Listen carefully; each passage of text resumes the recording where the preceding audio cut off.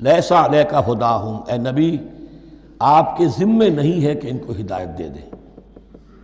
آپ کی یہ دیکھیے علیکہ ذمہ داری ہو جاتی ہے، فرض.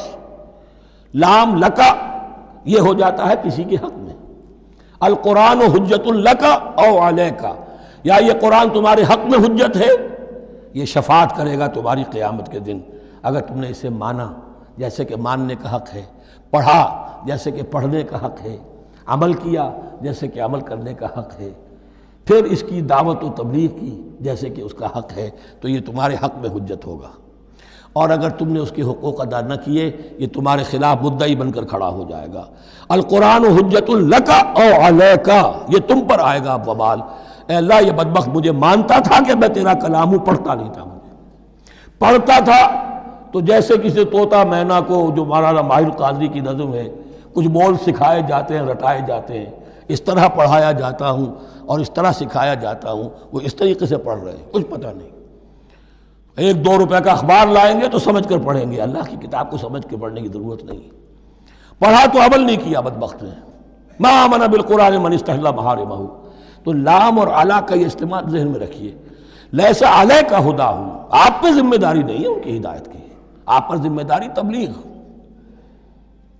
ہم نے بھیجا ہے آپ کو، انا ارسلناک بالحق بشیرا ونذیرا ولا تسأل عن اصحاب الجحیم. یہ آیت ہم پڑھ چکے ہیں پہلے حصے میں. ولیکن اللہ یہدی من یشاء، وہ تو اللہ تعالیٰ ہدایت دیتا ہے جس کو چاہتا ہے. وما تنفقوا من خیر فلانفسکم، اور جو بھی خیر، جو بھی بھلائی، جو بھی مال تم خرچ کرو گے وہ تمہارے اپنے لیے بہتر ہے، تمہیں اجر و ثواب ملے گا، تمہیں کو مل جائے گا 700 گنا 1400 گنا. وما تنفقون الا ابتغاء وجہ اللہ، یہاں یہ فعل مضارع آیا ہے نفی نہیں کے مفہوم میں. لا تنفقون ما تنفقون یعنی تم نہیں خرچ کرو گے مگر اللہ کی رضا کے لیے، تب اجر ملے گا.